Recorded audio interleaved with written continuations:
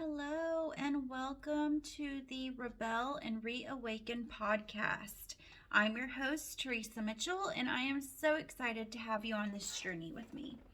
I am a freedom mindset and recovery coach. I empower resilient people in recovery to cultivate an abundantly fulfilling life in recovery by igniting their passion and zeal for life to create a life they love. I have 17 years sober from methamphetamines and about 2 years sober from alcohol. I have a bachelor's degree in community, family, and addiction services from Texas Tech University. Go Red Raiders! And a master's degree in human services from Lubbock Christian University. I was on track to have my master's degree in counseling when the universe presented me with the opportunity and the knowledge of the Master's in Human Services program. I immediately fell in love with the life coaching aspect of this degree and switched my majors. I knew I wanted to help people with substance and behavioral use disorders, but I wanted to have the freedom to explore various methods and to truly have the ability to coach my clients rather than to be confined to the limits of traditional counseling. So I switched my majors and here we are. I truly believe that no one method of recovery fits all. Likewise, I understand that we are all on a unique journey in life, and so our recovery journey should be unique as well. Throughout this podcast, you will hear me discuss all kinds of methods for getting, staying, and living a clean and sober life. The goal of this podcast is to give you actionable items that you can use to help you stay sober, but also create a sober life that is much more than just being a dry drunk. When working with clients, I always ask them to take my Rate Your Recovery survey. In this survey, I ask questions that help me and you determine where you are in your recovery journey. At level 1, all you can think about all day, every day is just staying clean. You are early in recovery and you don't think of much else except not drinking or using. If this is you, let me say you are a freaking rock star. You have taken the first step and you've quit. That is freaking huge. This is the hardest part. This is going to be rough, but it does get better. And there is an amazing life waiting for you on the other side of level 1. Around level 5, you are more secure in your recovery, you know the likelihood of relapse is decreasing, and you rarely feel tempted, but you are bored. You're wondering if there is more to life or if this is it. You're just the boring DD that never gets to drink or have fun again, or you are the person in recovery who can't ever go to another party or barbecue or social function because you can't be around booze. At level 10, this is the ultimate goal. You are living life to the fullest for a large percentage of your daily life. You have fun on a regular basis without missing the booze. You prioritize your mental health and your physical health, and you find ways to give back to other people in recovery or who otherwise are struggling with life. You feel like you know your purpose and you aren't living life on autopilot. And it feels amazing to feel feelings to the fullest, the good, the bad, the ugly, without having to run to booze, behaviors, or drugs to cope with the feelings. My goal with this podcast is to help those of you in levels 1 through 5 to increase your level by giving you tools that you can use exactly where you are, and to help those in levels 6 to 8 achieve a consistent 9 through 10. We will talk through activities and resources that will actually help, and we will meet people who have been exactly where you are and who are currently cultivating an abundant life in recovery. If you're new to my community, the Rebel and Reawaken community, and you haven't already done so, I invite you to take the Rate Your Recovery survey. It'll be linked in the show notes so that I can get to know you and you can see where you are on your recovery journey. All right, so let's hop into this week's helpful tool.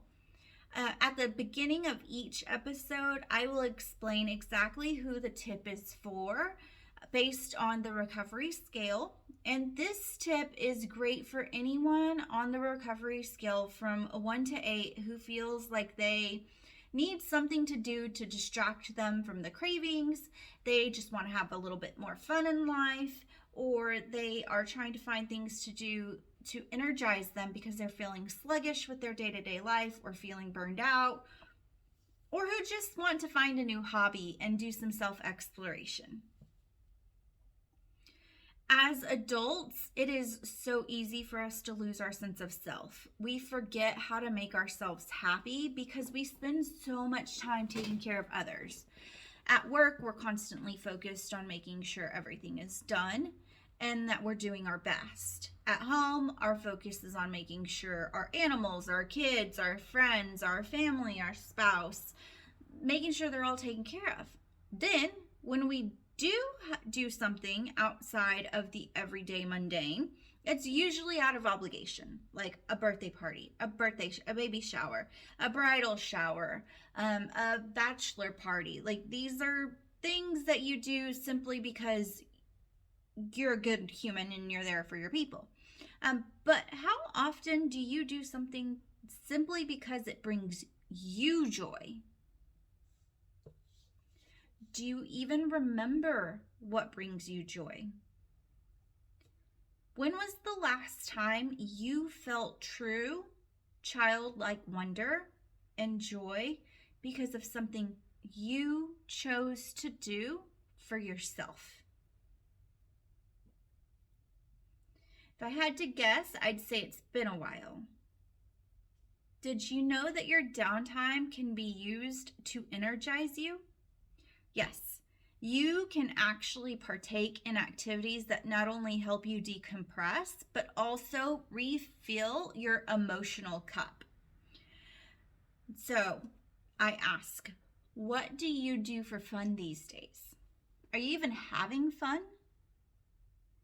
Are you consumed with anxiety, fear, worry, boredom, complacency? Are the things that you do with your downtime simply numbing your brain for a moment so that you don't have to think about all the other crap in life? Or are they actually refilling your joy cup? If your downtime isn't leaving you feeling refreshed, energized, and ready to tackle another day, then this exercise is for you. It's called Remember When, and I want you to think back to when you were a child. Okay, so time out here. For some of you, this may bring up thoughts of trauma or abuse. If that's you during this exercise, I want you to think back to your best memory. I know that traumatic childhoods, that it's nothing to take lightly, but I want you to think back to the time that you felt the safest. If you experienced some serious trauma, you may have dissociated from time to time.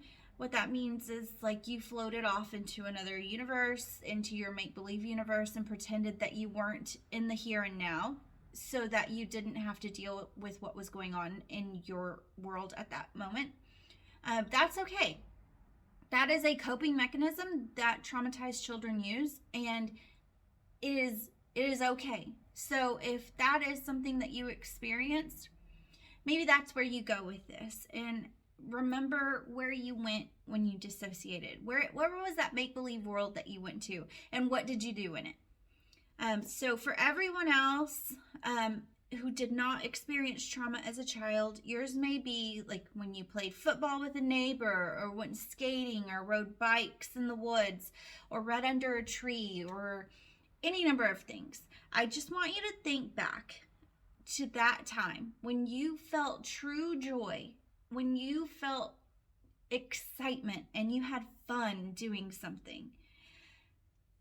If you're somewhere where you can write, I want you to write down the answers to these questions. If you're driving, make a mental note to come back and write them down later. But I want you to remember back to when you were a kid. When I was a kid, my favorite toy was, I remember being most excited when I used to love to play blank. I used to pretend to be. When I was bored, I would. So my answers are, when I was a kid, my favorite toy was kitchen and food toys. I remember being most excited when I got new play food. I used to pretend to be a teacher or a secretary. When I was bored, I would go for a walk outside. So I want you to try to think about these answers, because when you were a child, the sky was the limit and you thought you could do anything. You could be anything, and you let your imagination run wild. You didn't have the world's limitations put on you yet. You still had that childlike joy and curiosity.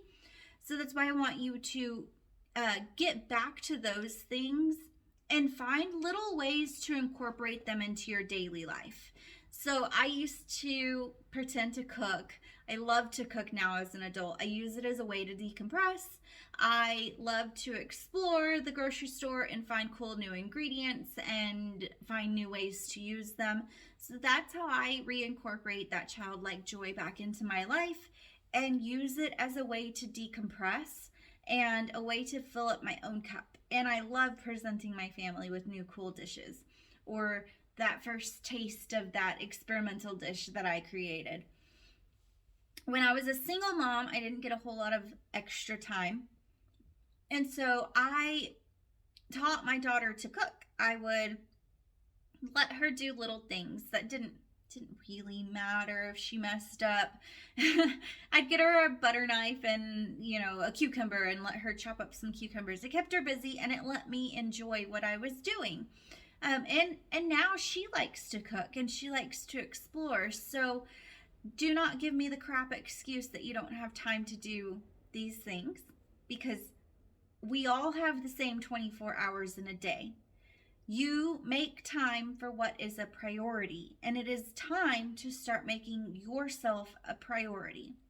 So I want you this week to prioritize yourself for at least 30 minutes. I want you to take some of the answers to these questions and incorporate them into your life. So I make sure I take a walk at least twice a week. I like to do it every day, but I don't always have time. So at least twice a week, I go out for a nature walk, even if it's just around my own block. But that's how I reincorporate childlike joy into my life, is by cooking or going for walks. Maybe for you, it's throwing on some roller skates and skating in the driveway for 10 minutes. Maybe it's getting an adult coloring book and sitting on the couch, and instead of scrolling mindlessly through Instagram for 2 hours this evening, you actually color. Maybe you get a coloring book and you color with your kids.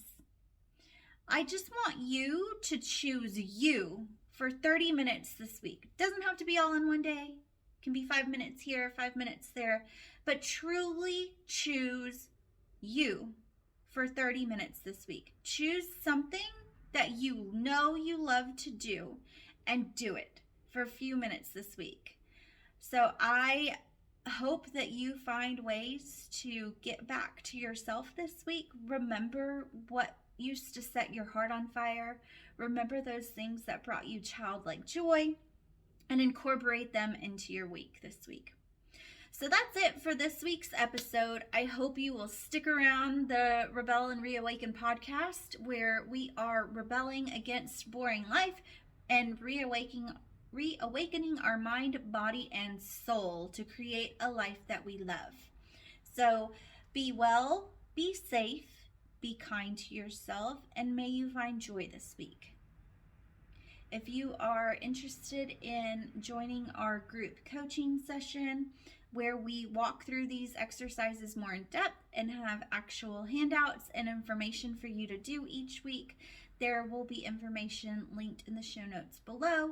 or if you are ready to dive in head first and do one-on-one coaching, there will be a link below as well. Have a great week.